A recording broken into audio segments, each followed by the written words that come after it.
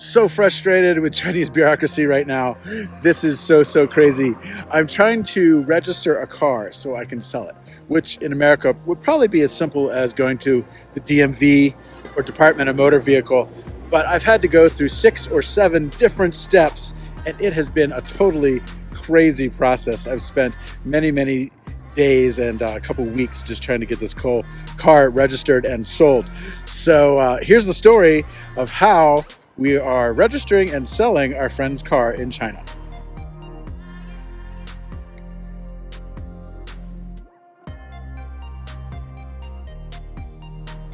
Everyone knows that China has a huge population of over 1.4 billion people. But did you ever think about how many cars they have? In December 2022, the number of registered cars in China was 319 million. That's more people than are in America. In 2005, China sold 5 million cars per year. That's a big number. But in 2022, China sold 27 million cars per year.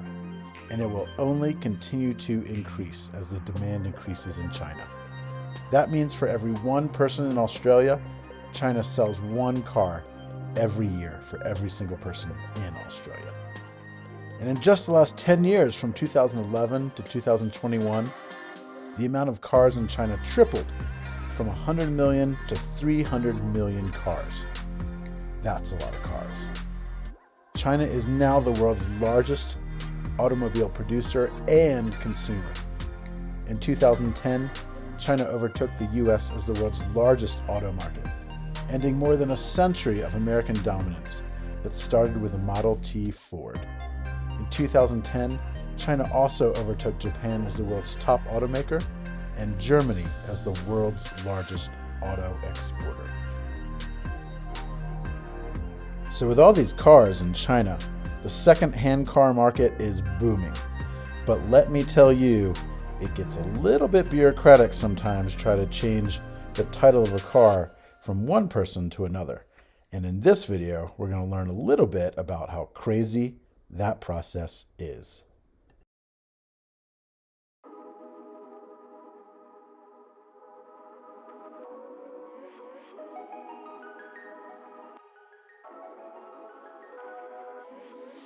Yo, this is Ben Cubbage from Elevated Trips.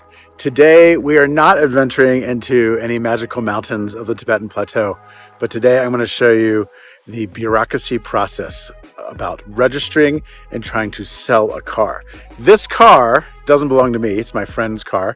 It's a 2009 Hyundai Santa Fe, and we're trying to help him sell his car. He was locked out of China for about 2 years with COVID restrictions.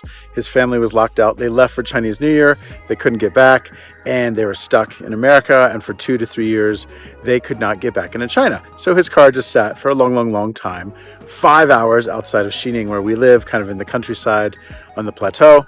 I drove 5 hours to help get it. We drove it back with some friends who helped us get it. Obviously the tires were deflated, the battery needed replacing. We replaced all those things, and now we're trying to sell this car and basically get it registered so we can sell it.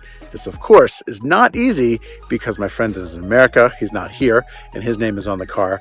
And it's been sitting for 2 years, so there's probably quite a few fines and things that are illegal about the car that have to be brought up to standard for 2023.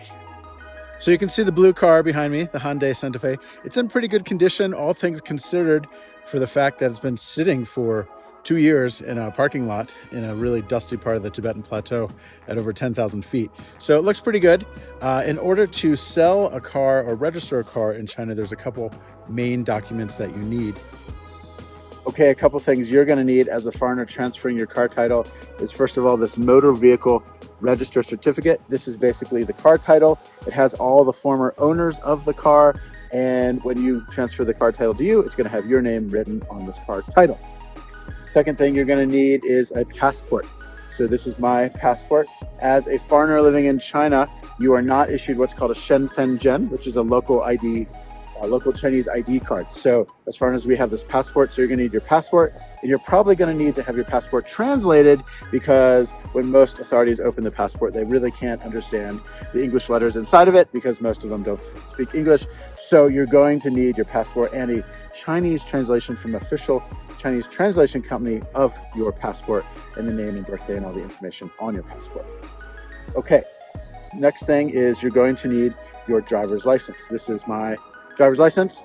And to take the driver's license test in China, if you already have an American or a foreign driver's license, you don't need to take the actual physical driving test. You only need to take a computer test. That's the good news.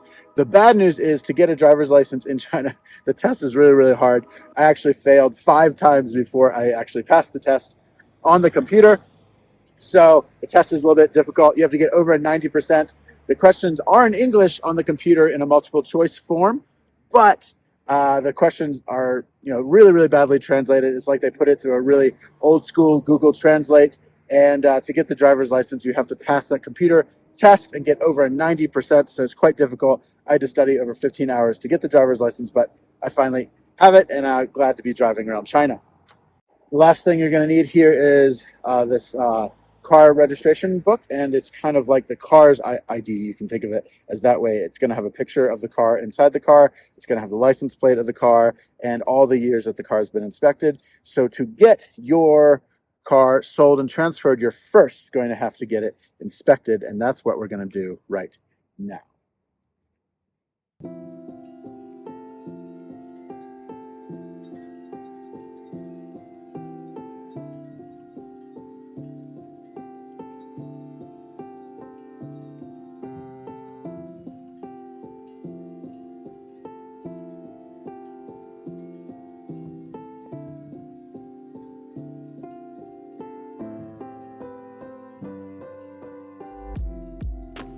Okay, we're at the second-hand car inspection place here. You can see that right behind me in this little garage, you drive your car through that inspection place, and they test the brakes and a whole bunch of other things about your car and make sure that it passes the inspection so that you can sell your car. But before we even got to this step in the car inspection process, we had a couple other things we had to do, which I've already mentioned. Number one, I had to drive 5 hours into the Tibetan Plateau to this small little town called Labrong in Gansu province. In Gansu province, the car's battery was dead, so I had to replace the battery. And that was hard because it was right during Tibetan New Year and Chinese New Year, when all the shops were closed for a whole week. That's the one day, or the one holiday week, where everyone goes home. So it was almost impossible to find a battery shop at that time. We just barely found one guy that was willing to open. We called his phone number. He came specially out for us during his Tibetan New Year festivities, sold us a battery for about 500 kwai, about $100 US. Replaced the battery, drove back to Xining, where I live, the capital of Qinghai province, and those were the first couple steps. From there, we had to take the car to get fixed so that it can then pass the inspection that I'm standing in front of. That took about a week to replace the pipes, the brakes, some other things to pass this inspection. Now we're here at the inspection place, and the car just went through. And guess what? It failed the inspection. Oh, so frustrating. So I thought, oh my gosh, I just paid someone, a lot of money to repair this car, and now it failed. So why did it fail?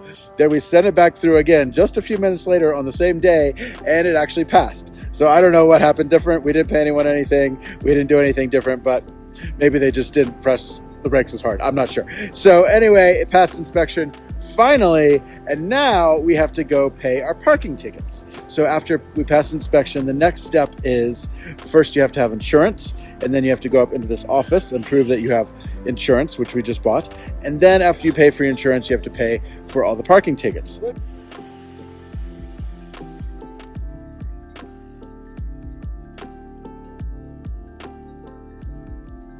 Oh man, we just went to the traffic police and just found out that there's a ton of tickets on the car, and now we have to pay the tickets. So there's over about 1,200 kwai, or Chinese renminbi. That's a little bit, that's around $200 US, on tickets that from 4 years ago from 2019. So now we have to pay those tickets to get the car cleared so that the car can then finish its inspection so it can then sell.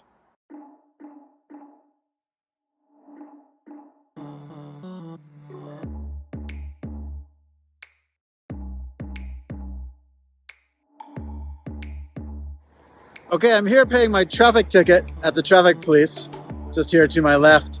And I walked up to my car and there was a ticket on it. As I parked to pay the ticket for my car, there was another ticket. I was like, oh no, come on, you can't give me a ticket while I'm paying my tickets. That is too crazy and too ironic. So I actually convinced the traffic officer who had just put the ticket on my car just 2 minutes ago to not give the ticket. He canceled it in his little machine. So fortunately I don't have another 200 kwai, another $30 US to pay in traffic tickets, because I already am paying several $100s in traffic tickets for a car that I don't even own.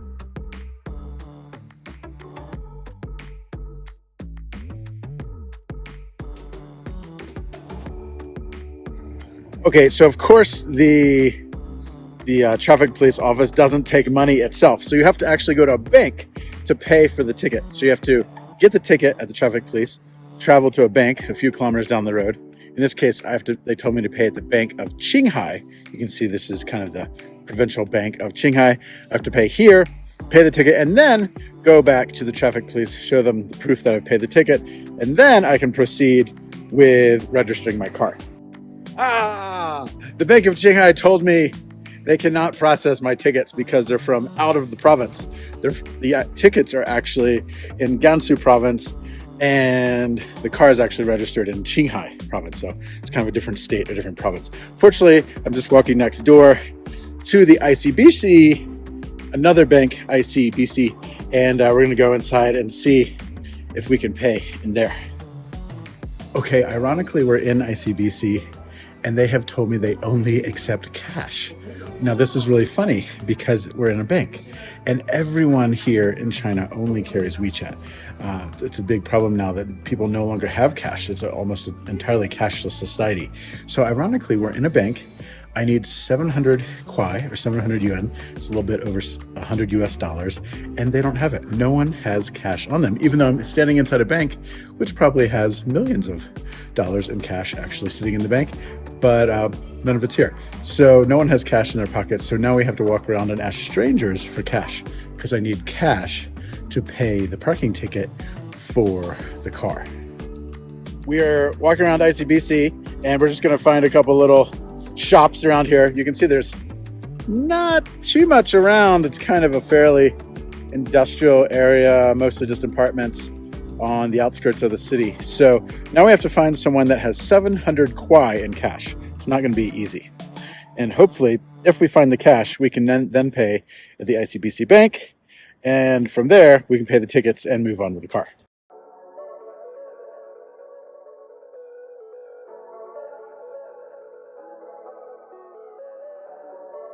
Okay, it's gotten even more ridiculous now.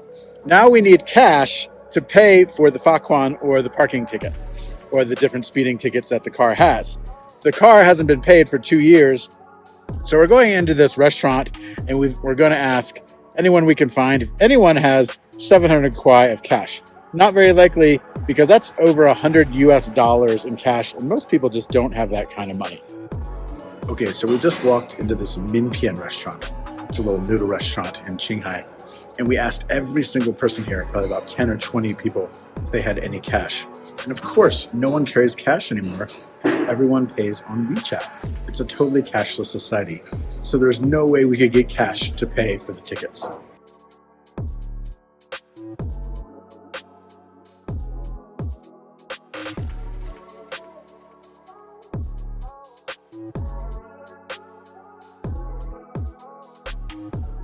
Okay, so I'm driving the car. Actually, I'm stopped at a stoplight here.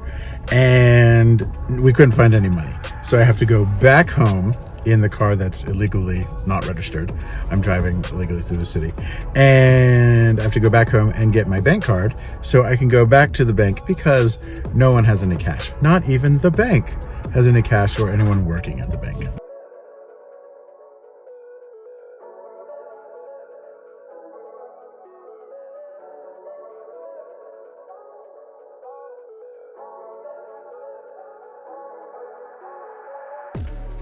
Okay, I got my 100 kwai cash. I had to go home to get my card, and now I can pay the parking tickets in cash because the bank doesn't accept any WeChat money and didn't have any cash.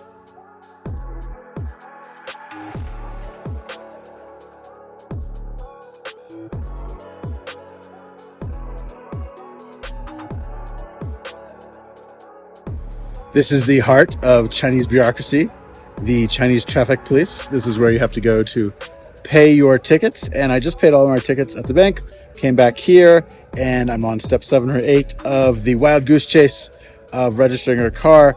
But there's one more ticket that I still have to pay. For some reason, it's specific to a shelter or an apartment complex, and I can't pay it right here. So now I have to contact that apartment complex about paying a parking ticket from about 3 years ago.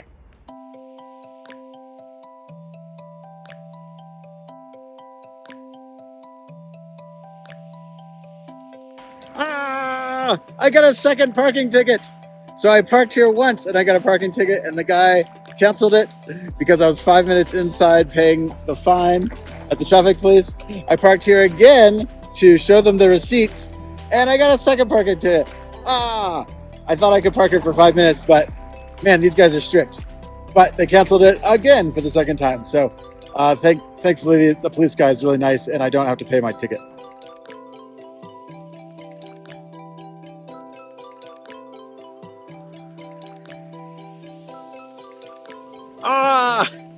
On my way to pick up my kids, just after paying the tickets, I was stopped at this random police check where the car obviously hasn't been inspected for 2 years, and the police just checked my license.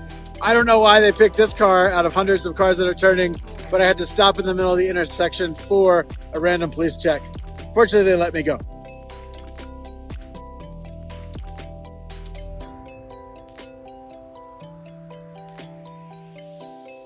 Okay, the final saga here in the car story is that we paid all the tickets, we got everything cleared, and there was one ticket that would not get cleared. There was one ticket for 12 points.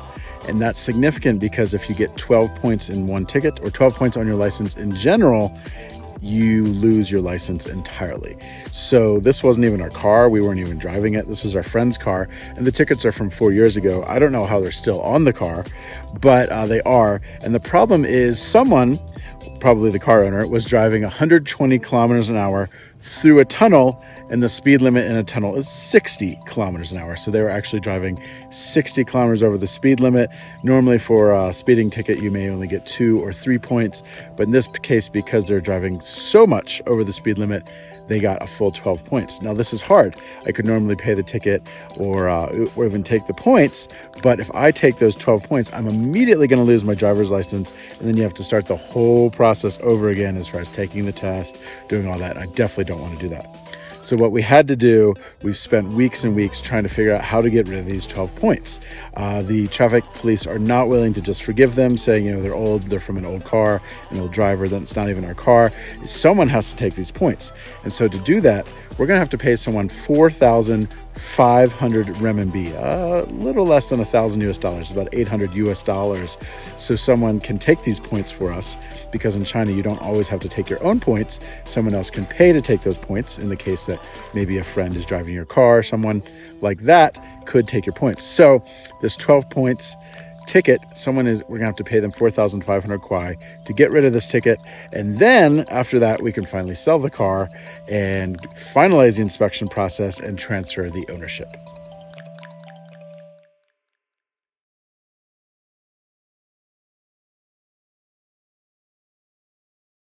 This is Ben Cubbage from Elevated Trips, and that is our dramatic and slightly ironic and comical process of selling and registering our car in China. Check us out for more in China life and adventure on the Tibetan Plateau at elevatedtrips.com, and subscribe to our channel.